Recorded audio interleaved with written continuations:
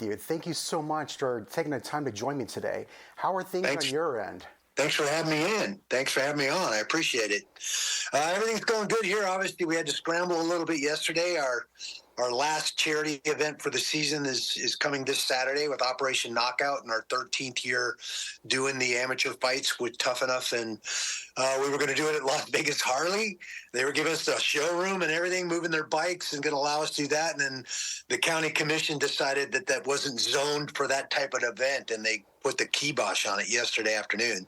So we scrambled and found a new, thankfully, the downtown Las Vegas Event Center had an event cancel on Saturday. So we're now doing our event, Operation Knockout, at the downtown Las Vegas Event Center this Saturday evening for the GI Foundation, for the Extreme Couture GI Foundation. So, just one of those deals. But other than that, everything's going great.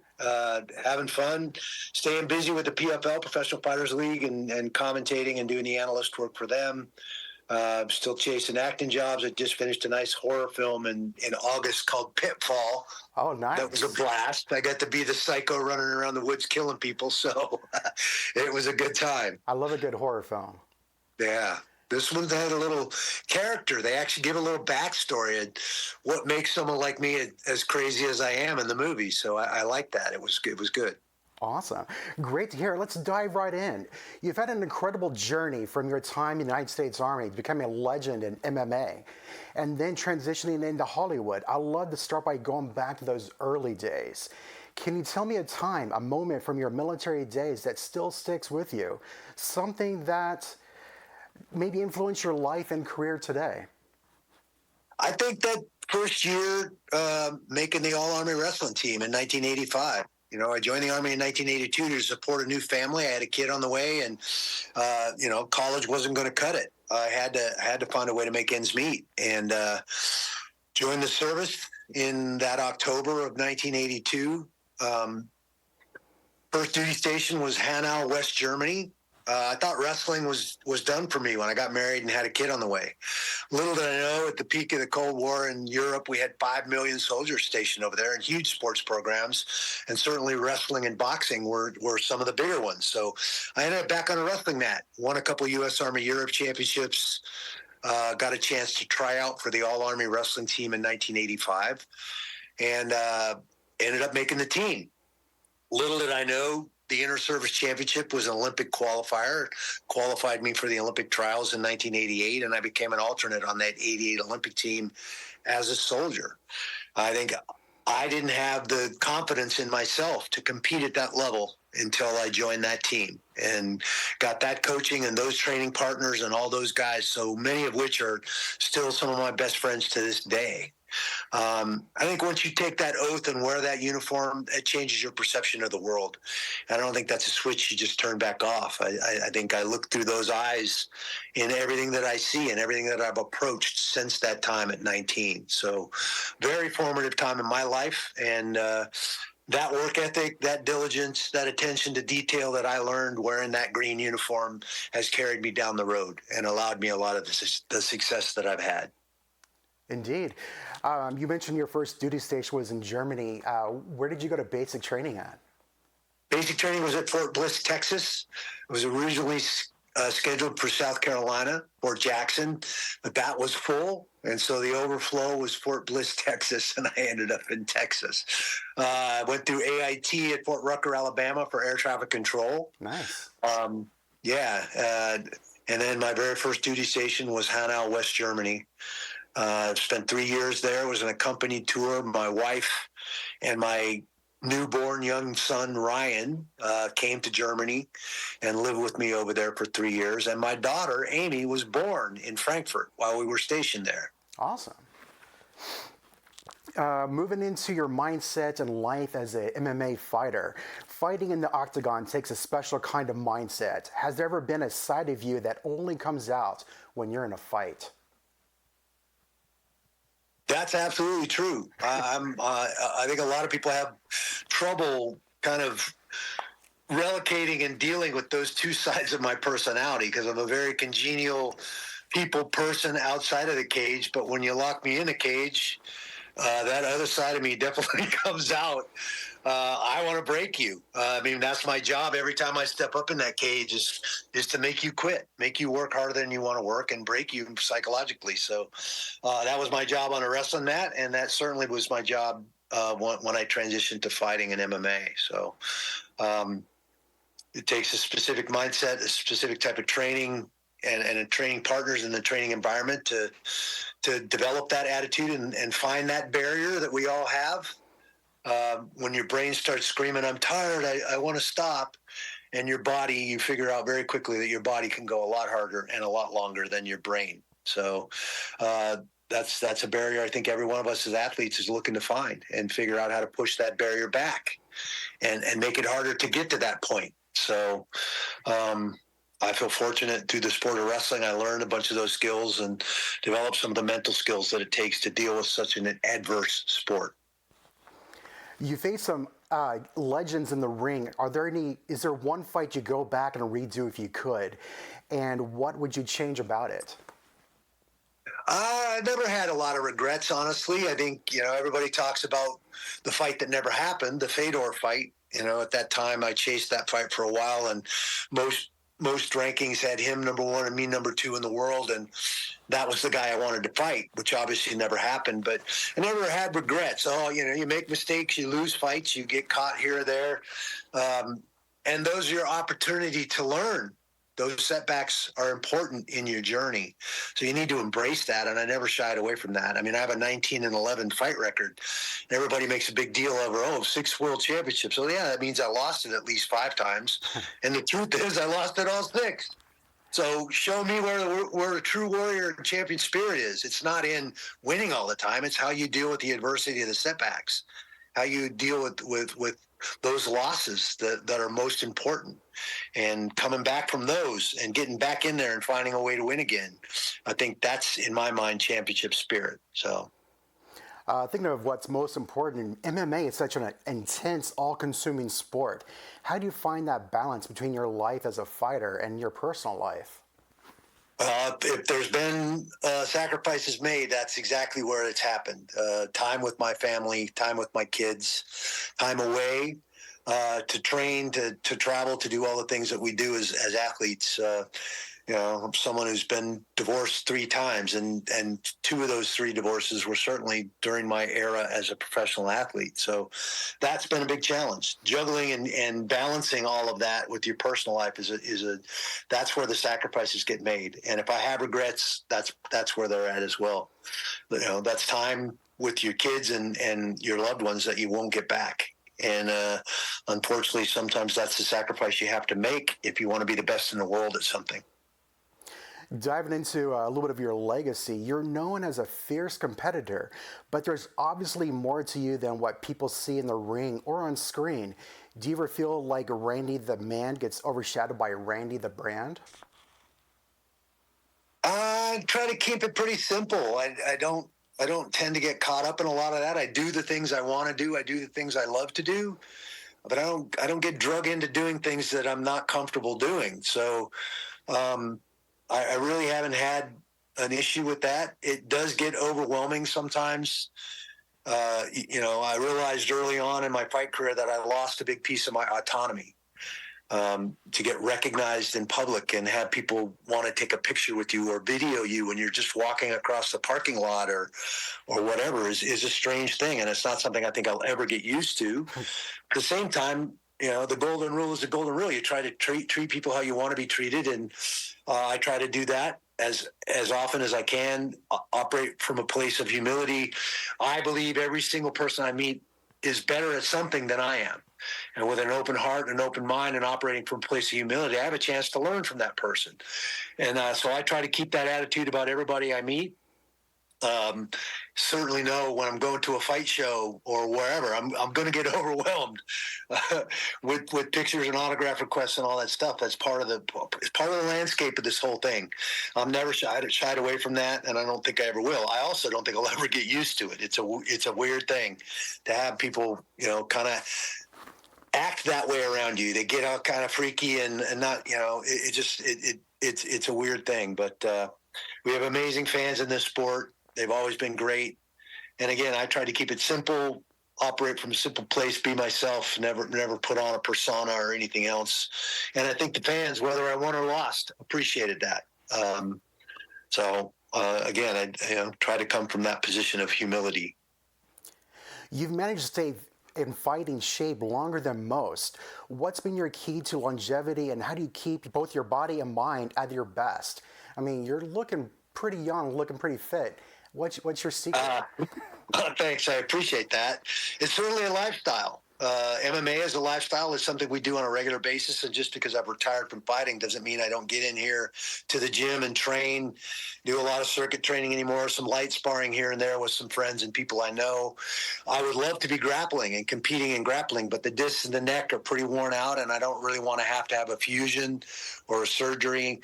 Grappling is one of those things. You either do or you don't do. There's no way to kind of do that halfway. And so, unfortunately, I've since I've retired in 2011, I haven't really been able to pick the grappling and wrestling mantle back up the way I would like to be doing it. But the light sparring and the circuit training keeps me in shape. Still doing the supplement regime that I did when I was competing, when I was fighting, trying to take care of this body. It's the only vehicle I'm going to get for my entire life. So I better be putting good things in it and doing my best to take care of it. There's a lot of poison out there, a lot of crappy food, a lot of crappy supplements, all kinds of stuff that in this country don't seem to get regulated like they do in other places. The food pyramid and a whole bunch of this stuff that we've been misinformed and miseducated about. Digging into some of that, figuring out some of these 4 and 5 letter words that are in these foods that we eat on a regular basis are not good for us. So that's something that, nutrition is a huge thing. Good water, high pH water, getting the fluoride out, getting, a lot of these forever chemicals and some of this stuff that's going on in our society in this country that's not even allowed in a lot of other countries is pretty interesting to me. So just digging into that, trying to take care of this body and get as much out of this body as long as I can. I'm 61 years old now, and trying to act and keep a crazy schedule. A lot of people would have trouble literally keeping up with the schedule that I keep. So I'm enjoying it. I'm having fun and just trying to get the most out of myself, honestly. What kind of diet do you stay on? I can only imagine the meal prepping that you go through. I try to keep it very, very simple. I've been doing the intermittent fasting since I retired from fighting. I eat in a 6-hour window, usually from 1 or 2 to 7 or 8 is kind of my window to eat solid, real food. Again, try to eat good food. We all know what good food is. It's not rocket science. Good whole foods. It's not processed. It's not fried in some sort of canola or seed oil. Those are all steps in the right direction. Try to eliminate as much of the sugar and the processed foods and the processed dairies out of your diet as possible. That's allowed me to stay lean and stay in reasonably good shape, coupled with the lifestyle of working out on a fairly regular basis. So that's what's been working for me. Every 6 months with my general practitioner, I do a blood chem panel to see what's going on chemically in my body, where my hormones are at, where my cholesterol and all these other things that affect our well-being are at. Cholesterol is one where there's a lot of misinformation out there. These statins that they're trying to sell everybody and lowering the cholesterol levels to sell more of these statins has led to a rise in Alzheimer's and dementia in a lot of people. Our brains and our bodies need that cholesterol, and our bodies produce that cholesterol. Again, you have to dig into some of this stuff because we're getting fed a lot of BS, a lot of information that's not real and not right. So you have to be a student of the game, just like being a student of wrestling, a student of MMA. You want to be a student of health and fitness and prosperity and get the most out of your body. You're going to have to dig in and do some research and really figure out what's going on. Awesome. The MMA world has changed so much since you started. What are some things you love to see evolve further, especially when it comes to benefiting the fighters? I think fighter pay has to be addressed. That's the elephant in the room. There's no transparency in our sport. Most of these promotions make a lot of money and don't have to disclose how much they're making off the backs of those fighters. And certainly the class action kind of coming to the head with the UFC this last week is being signed off on by the judge, and that's been a 10-year process to shine a light on the disparaging issues in pay, lack of 401ks, lack of health insurance for athletes in our sport. Trying to keep fighters under 20% of the take for any given event. Show me another professional sport where that's the case. I mean, at least the NFL and baseball and so many of these other professional sports are at least 50%, and many of them are more than that. So that's one of the bigger issues in our sport that you're starting to hear guys like John Jones and certainly Francis Ngannou and others that are chirping about fighter pay. We're seeing some of these crossover matches for Jake Paul and the Trillers and some of these others where guys are making way more money in these boxing matches than they ever made in MMA, and that's an issue. That's not right. So I think we have some work to do there, some growing pains in the sport. It's certainly the fastest growing sport on the planet right now, not just in the United States, but everywhere. So, and it's exciting. It's great. There's lots of places for fighters to go and be able to, show their skills and make a living as a professional athlete, which is a great thing. Other sports, such as the NFL, has doing more studies on head injuries, such as concussions. What are the UFC and MMA to help combat head injuries? I think there's definitely a movement since the NFL brought this to light, and the movie and all that stuff about all the information that was being suppressed with CTE and traumatic brain injury and concussive and subconcussive events. I think using protective equipment in the practice environment, we know the risks, the inherent risks in our sport. I'm not going to sit here and talk smack about a sport that I love and that has put me on this platform and in this position. We all know those risks. All those young Sandlot football players, when they were playing as kids, knew the potential risks there too. They still play the sport because they love it. Though you walk a fine line there between damaging and hurting your sport because of its inherent risks, and actually walking a route where we can participate and be in the sport and take care of ourselves and not put ourselves in harm's way unintentionally or unnecessarily. And I think the practice environment is a huge thing. Certainly seeing a lot of the football equipment change with the repressive plates in the helmets and the way that pads are made and some of the rule changes. I don't know that there's anything in our sport that's going to affect us that way. I think taking care of us in the practice and training environment is a huge step in the right direction. Got to wear that headgear. You got to wear protective headgear. I would like to see an MMA headgear developed that works better for grappling and still protects us when we're using striking and small gloves. And we've come up with some ideas for that, but nothing has really taken hold. I wear a rugby helmet, which stays in place. Not as big and bulky as a boxing helmet, but still gives me some protection and protects my ears and my head while I'm in the training environment. Limiting your hard sparring days, not just like we used to do at Team Quest. We used to go in there every day and just beat the dog snot out of each other. And recognizing that there's some times where you need to work on tactics, techniques, and situations and not just go all out all the time was a very important lesson for us at Team Quest. And I think we started functioning much better and operating at a higher level when we started taking care of ourselves in that practice environment. And I think that's a huge step in the right direction. Awesome. In addition to being an icon in the ring, you've made a mark in Hollywood. Martial arts and movies are so different from the real deal. How did you approach making that transition? And did you have to unlearn anything from fighting? Well, I definitely got lucky. Cradle of the Grave came on in the early 2000s. They were looking for some authentic cage fighters to be in that underground fight scenes in that movie. That was a great movie. And they called the UFC. But Dana called me, Chuck Liddell, and Tito Ortiz, asked if we were interested in being in this film. And we're like, heck yeah. So if you watch that movie, DMX and Jet Li, we're all three in those underground fight scenes. I got one line in the movie. It was fun. It was 7 days on set, 12, 14 hours a day for that one little 5-minute fight scene in that movie. It was such an interesting process and experience being on that feature film. And that created an interest for me and an opportunity as well. It opened a door. I went out and eventually got an agent, started taking some acting classes, eventually found an acting coach, and started getting better acting jobs. And, lo and behold, Scorpion King 2 came along, and then the Expendables came along, and the job started getting bigger and better and getting me more exposure, more opportunity to learn the process of how to go out and portray a character. Spent my whole life as an athlete boxing up my emotions and putting them to the side and staying laser focused on the problem at hand, which is that guy standing across the mat or across the cage from me. Now they want me to walk in front of a camera and let all that stuff out. And it was a weird thing. I was like, man, I don't know if I know how to do that. That is a very strange process. So it's been fun. It's been entertaining. Met a lot of amazing people, guys like Sylvester Stallone and so many others that I admired in their movie careers as a kid growing up.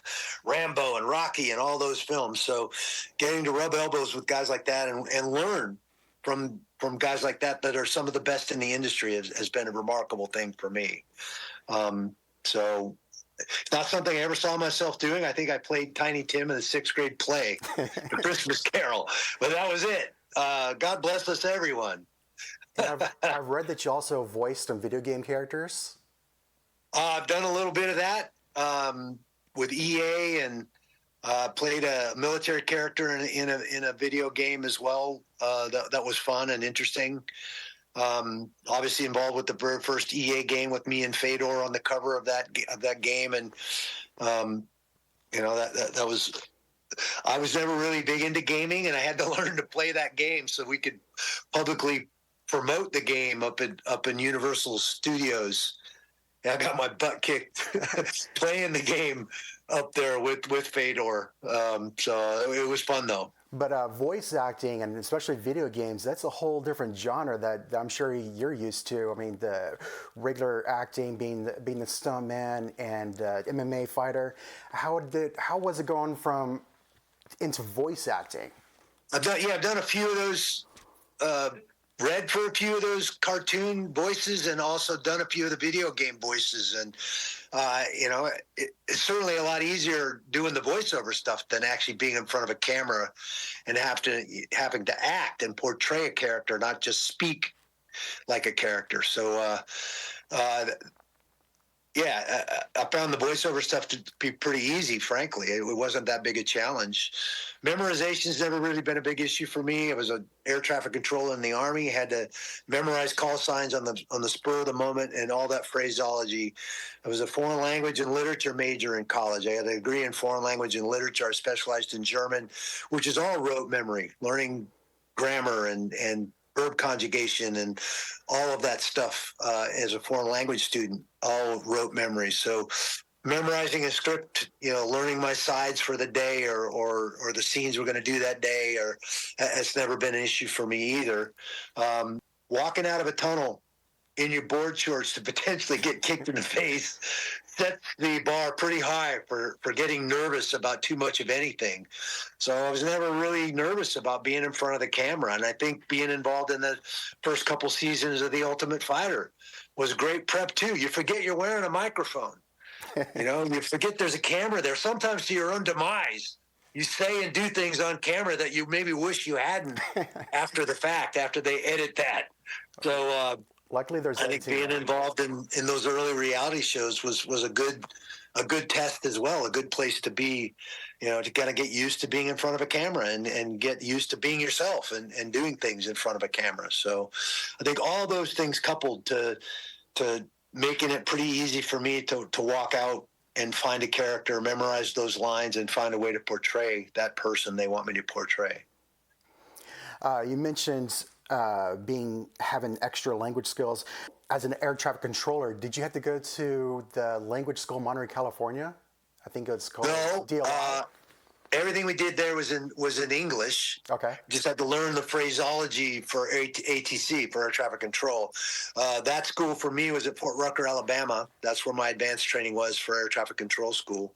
I've heard the Monterey School for Language is amazingly good, really, really good. I studied French in high school, 3 years of French. And then I lived on the economy in Germany when I was stationed over there for 3 years. I wrestled for a German club team, started picking up, the colloquial language. I didn't know how to read or spell anything, but I could speak and get by decent. I had a German landlord. I traveled all over Europe and Germany while I was stationed over there. So I started acquiring naturally, some being immersed in it, some of the language skills. And then obviously when I got out of the Army and went to Oklahoma State, that was the only thing I knew I really wanted to study, was to continue studying more German language and culture. So I ended up getting my degree in foreign language and literature, and I specialized in German. In movies, you're often the tough guy, the enforcer, but who is Randy Couture when the cameras are off? Well, definitely not the enforcer. Um, I'm a pretty personable guy. I'm generally very laid back, generally always smiling. I'm not that guy you see walks those 4 steps up into the cage and gets the cage door closed behind him.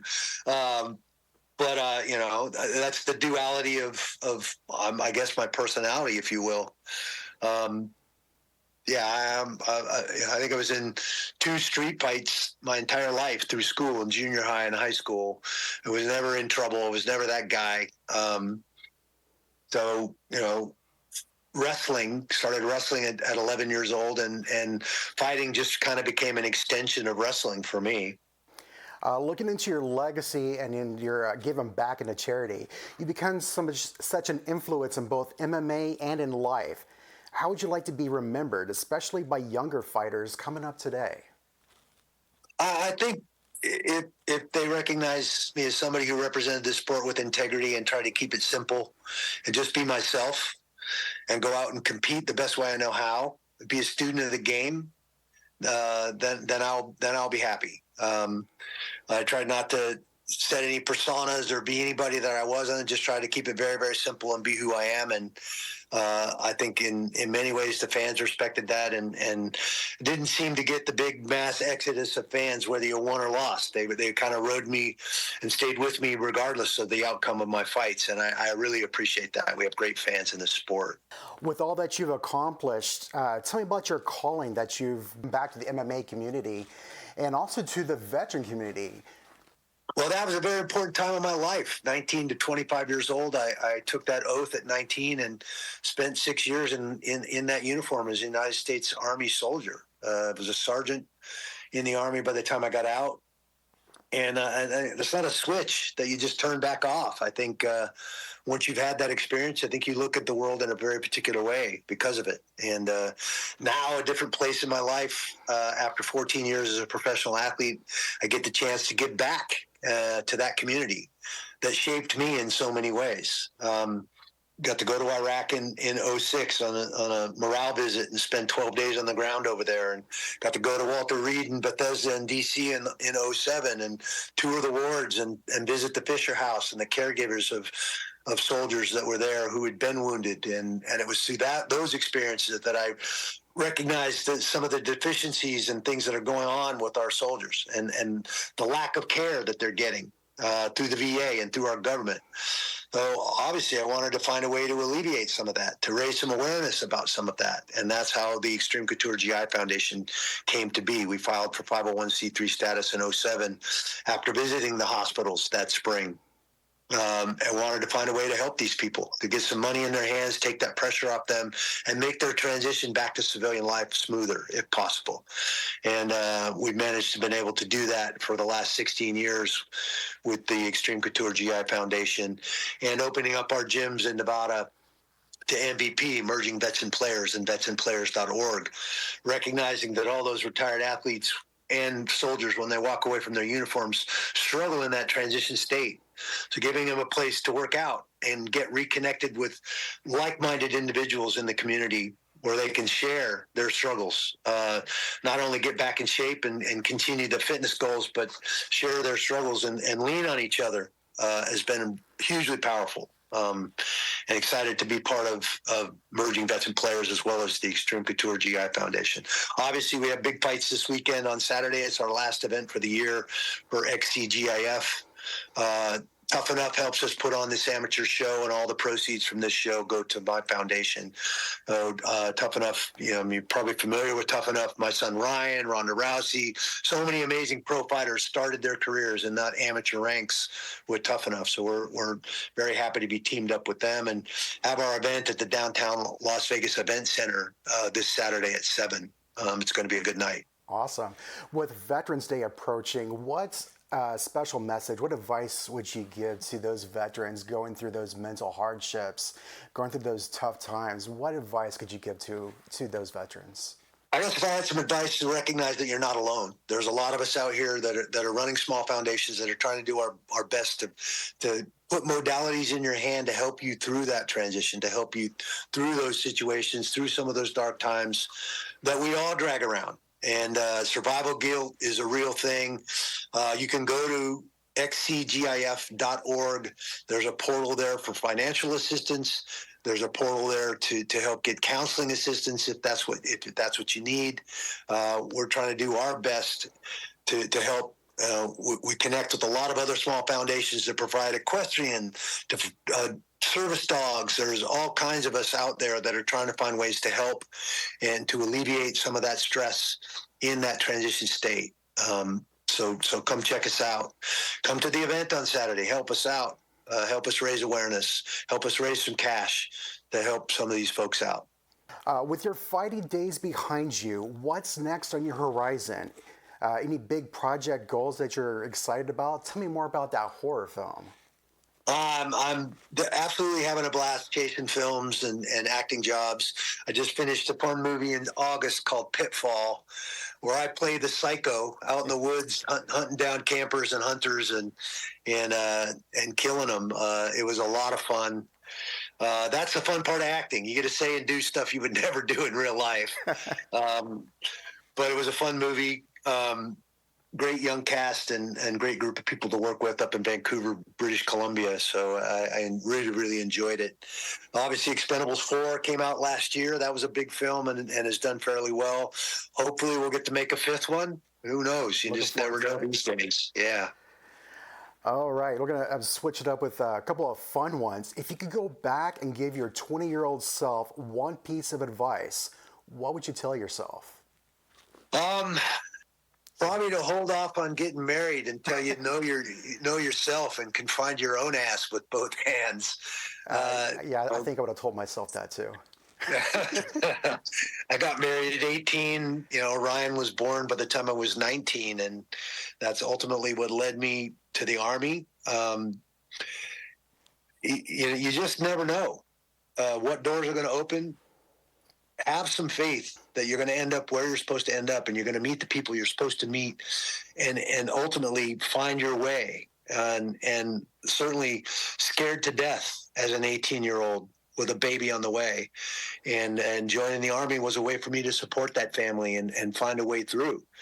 So I think, again, being a student of the game, stay grounded, stay within yourself, and have some faith that abides that everything happens for a reason, and you're going to end up where you're supposed to end up. What's something fans would be surprised to learn about you? Maybe a hidden talent or a guilty pleasure? I think the one thing that has come up, and I didn't really share this till I turned 50. For some reason, my 50th birthday was a big one for me.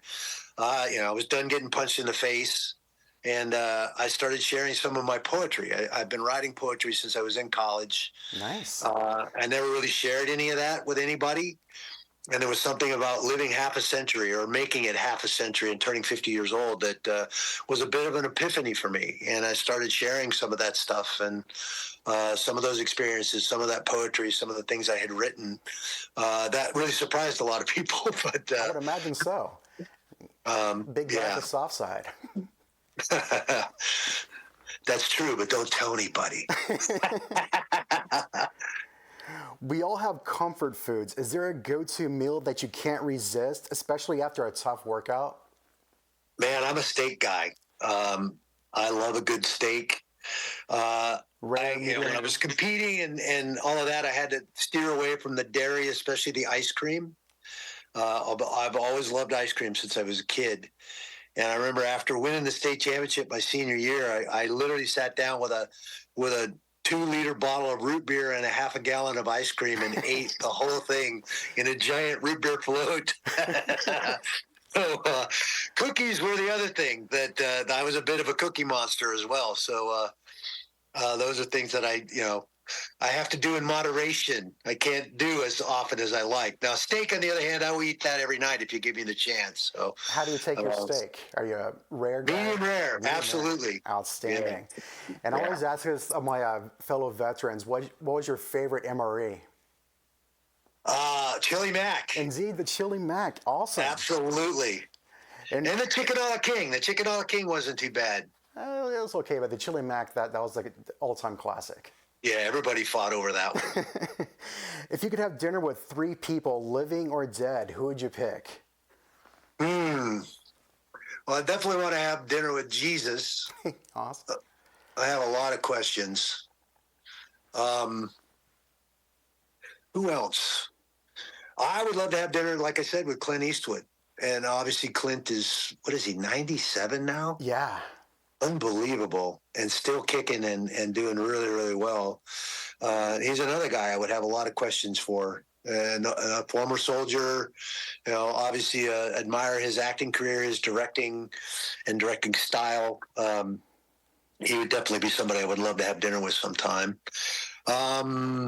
Who's the third? Man, I think it would be somebody very interesting. Maybe Winston Churchill. Maybe even it would be interesting to sit down and ask Adolf Hitler some serious questions. Those would be intriguing conversations and intriguing dinners, for sure. Very intriguing people. Any favorite movies or TV shows that you're watching right now?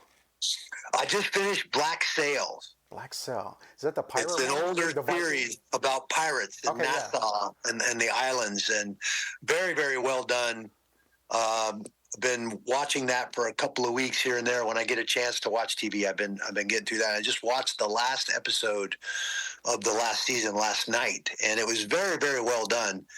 And I keep looking at this guy in the movie, and I'm like, man, that looks just like Winston Chong.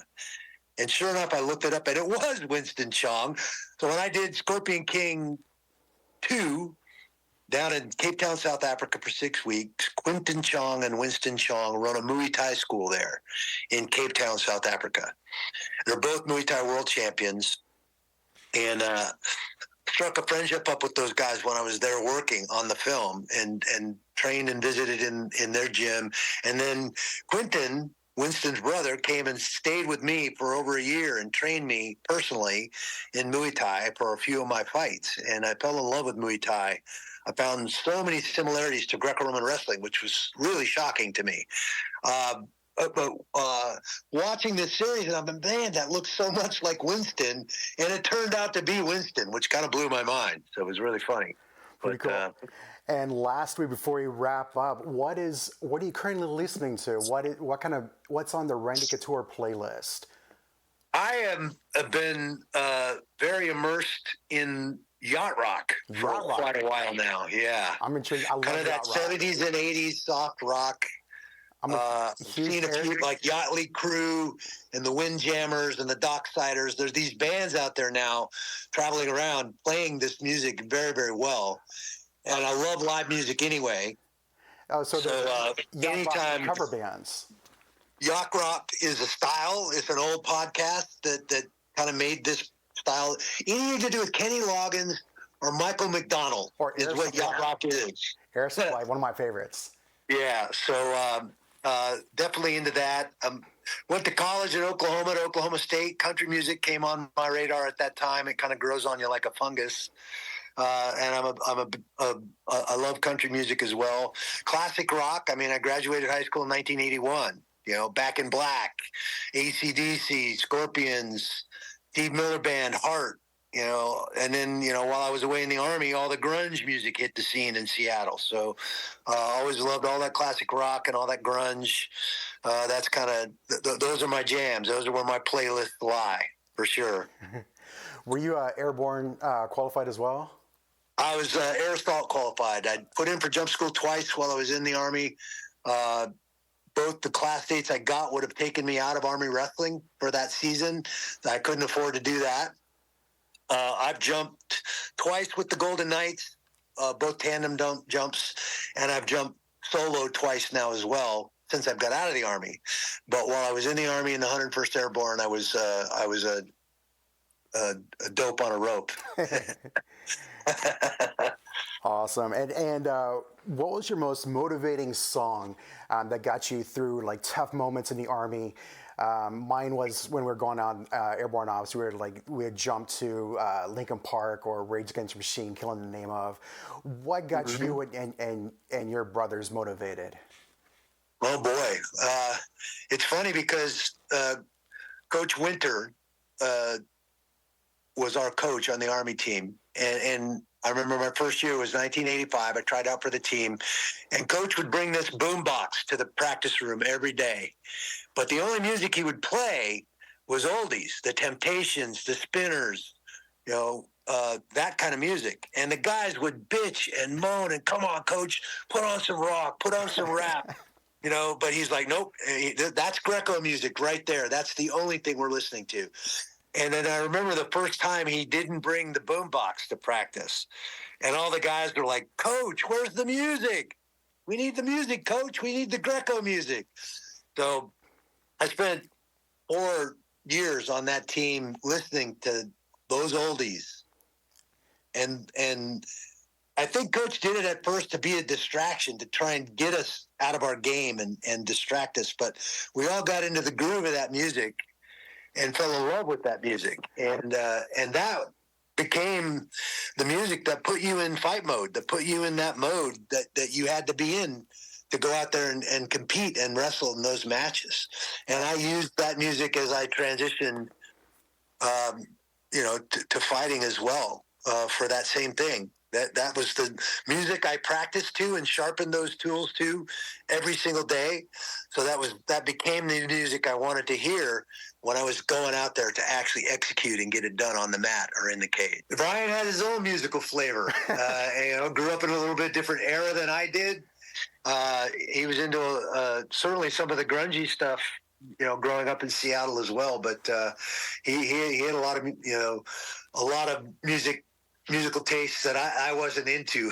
We were definitely different in that regard. Oh, man. Randy, thank you so much for sharing your journey and insights with me. It's been an honor getting a glimpse into the mindset and experiences that make who you are.